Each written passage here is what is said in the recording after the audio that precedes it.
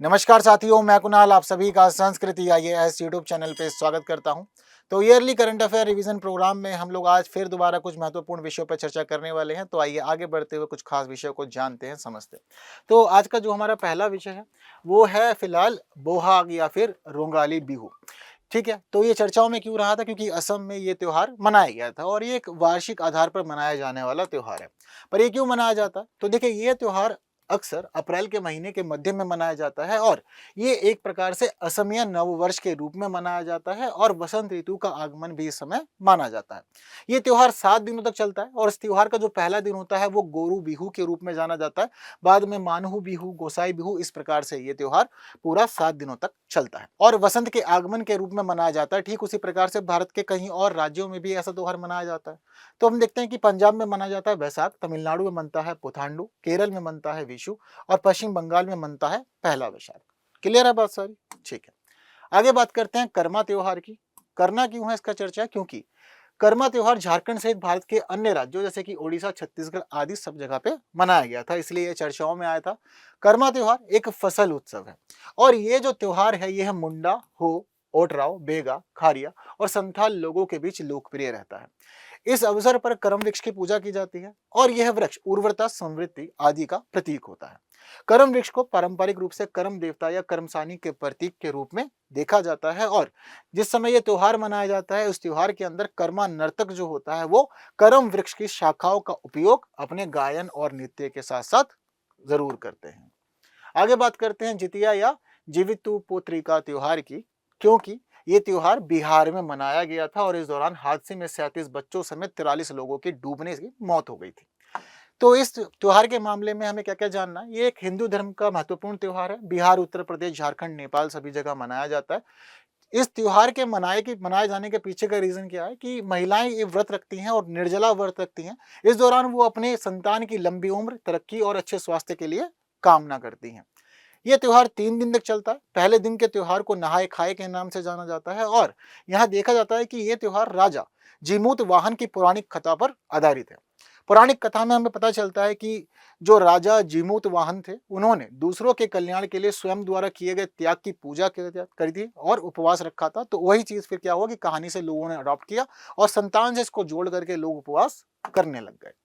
ठीक है, आगे बात करते हैं पोर्ट ब्लेयर का नाम बदले जाने के बारे में। क्योंकि पोर्ट ब्लेयर का नाम बदलकर श्री विजयपुरम कर दिया गया। क्यों और क्या इसके पीछे का रीजन है? तो देखिए, अंडमान और निकोबार द्वीप समूह की राजधानी पोर्ट ब्लेयर का नाम बदलकर श्री विजयपुरम कर दिया गया है। श्री विजयपुरम भारतीय स्वतंत्रता आंदोलन की जीत का प्रतिनिधित्व करता है और अंडमान और निकोबार द्वीप समूह के अद्वितीय योगदान को प्रदर्शित करता है। नेताजी सुभाष चंद्र बोस ने पहली बार यहीं पर तिरंगा फहराया था और सेल्युलर जेल भी हमें यहीं देखने को मिल जाती है। नाम बदलना औपनिवेशिक विरासत से अलग होने का एक संकेत है, जैसा कि आजकल हमारी सरकार रेगुलरली कर ही रही है। ठीक है, अंडमान और निकोबार द्वीप की समकालीन सामरिक भूमिका को ये उजागर भी करता है और ये द्वीप कभी चोल साम्राज्य के विस्तार के कारण एक महत्वपूर्ण उनका नौसैनिक अड्डा भी बना हुआ था। ये भी हम लोग देखते हैं। ठीक है, तो चोल साम्राज्य को नौसेना के मामले में बड़ा ही महत्वपूर्ण माना जाता है। तो हमें यहाँ पढ़ने को मिलता है कि राज और राजेंद्र प्रथम जैसे राजाओं ने शक्तिशाली नौसेना बनाई, एक आक्रामक सैन्य नीति अपनाई, बंगाल तक विजय प्राप्त की और हम लोग देखते हैं कि बंगाल तक विजय के कारण बंगाल की खाड़ी को चौल झील के रूप में प्राचीन काल में जाना जाता था। उनकी नीति थी पूर्व की ओर बढ़ने की नीति। तो तेजी से काफी वो आगे बढ़ते रहते थे, विस्तार करते थे और साथ साथ देखते हैं कि नागापट्टिनम जैसे प्रमुख व्यापारिक केंद्र भी उन्होंने यहाँ पर स्थापित किए थे। तो महत्वपूर्ण रहता है चोल साम्राज्य के मामले में ये। आगे बढ़ते हैं यूनेस्को के memory of the world Asia Pacific regional register के बारे में।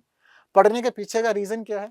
तो देखिए, UNESCO memory of the world Asia Pacific regional register में 20 साहित्यिक कृतियों को शामिल किया गया था, जिस वजह से ये मामला चर्चाओं में आया था। 3 भारतीय कृतियां भी शामिल हैं इसमें, जिसमें नाम शामिल है हमारी रामचरितमानस का, पंचतंत्र का और सहस्त्रालोक लोकन का। ठीक है, तो ये 3 भी शामिल किए गई हैं। तो ये प्रोग्राम क्या रहता है? तो देखिए, ये यूनेस्को के द्वारा 1992 में शुरू किया गया एक प्रोग्राम है। 3 तरह के रजिस्टर हैं, एक अंतर्राष्ट्रीय, एक क्षेत्रीय और एक राष्ट्रीय रजिस्टर। अब हम देखते हैं कि भारत की कई कृतियां और पांडुलिपियां जो हैं वो अंतर्राष्ट्रीय रजिस्टर में शामिल की जा चुकी हैं, जिनमें तमिल मेडिकल मैन्यूस्क्रिप्ट कलेक्शन, शैव पांडुलिपियां और ऋग्वेद शामिल है। ठीक है, इस प्रोग्राम के मुख्य लक्ष्य क्या है?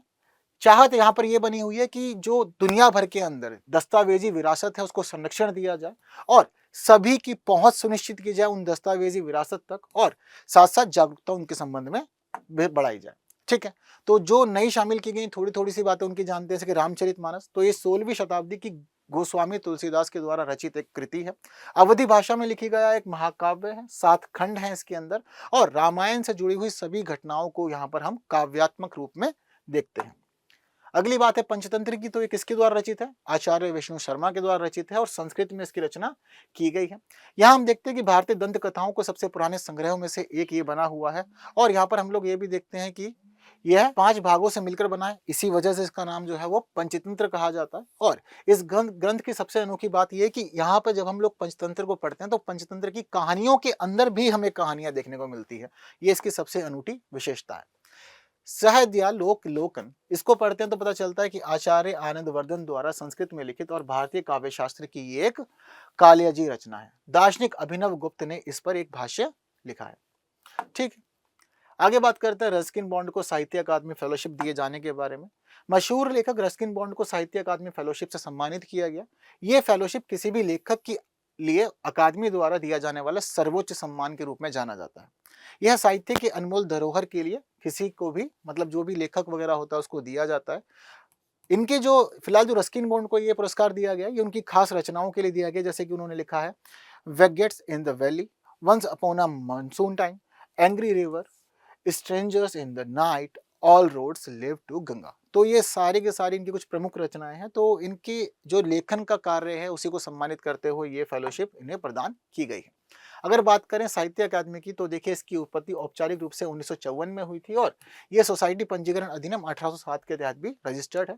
संस्कृति मंत्रालय के अधीन ये एक स्वायत्त निकाय के रूप में कार्य करती है, और इसकी जिम्मेदारी है कि 24 भाषाओं में साहित्य गतिविधियों को संचालित करना, और साथ साथ भारत की 8वीं अनुसूची में शामिल 22 भाषाओं के साथ साथ अंग्रेजी और राजस्थानी को कार्य करना, मतलब इनके ऊपर कार्य करना और इनको बढ़ावा देना, प्रोत्साहन देना। ठीक है, तो 8वीं अनुसूची की जो भाषाएं वो सारी की सारी भाषाएं शामिल है, टोटल 22 भाषाएं हैं। इसके अलावा एक अंग्रेजी और एक राजस्थानी को शामिल करते हुए उनके लिए कार्य ये करती है साहित्य की दिशा में।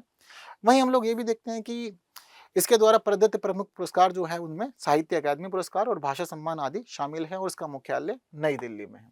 ठीक, आगे बात करते हैं अभय मुद्रा की, क्योंकि संसद में विपक्ष के नेता ने अपने भाषण में अभय मुद्रा का जिक्र किया था, जिस वजह से चर्चाओं में आया था। यह मुद्रा एक प्रकार के निर्भयता को इंगित करती है, और यह बुद्ध द्वारा एक पागल हाथी को वश में करने के लिए इस्तेमाल की गई मुद्रा है। इसे 5वें ध्यानी बुद्ध, जिनका नाम अमोघ सिद्धि है, उन्होंने भी अपनाया। ठीक है, बुद्ध से जुड़ी अन्य मुद्राओं के बारे में पढ़ते हैं तो हमें पता चलता है भूमि स्पर्श मुद्रा के बारे में। यह पृथ्वी प्रतीकात्मक रूप से बुद्ध के ज्ञान की सत्यता की साक्षी के रूप में बने जानी जाती है। ठीक है, यह मुद्रा मार विजय की प्रतीक है, और यहाँ हम लोग देखते हैं कि इस मुद्रा में शाक्य मुनि हैं, जिनको हम लोग बुद्ध के रूप में जानते हैं, ने सत्य पर ध्यान करते हुए मार द्वारा उत्पन्न बाधाओं पर विजय प्राप्त की थी। अगली है ध्यान मुद्रा। तो ध्यान की मुद्रा विचार, इंद्रियों और शांति के सटीक संतुलन पर यह मुद्रा कार्य करती है।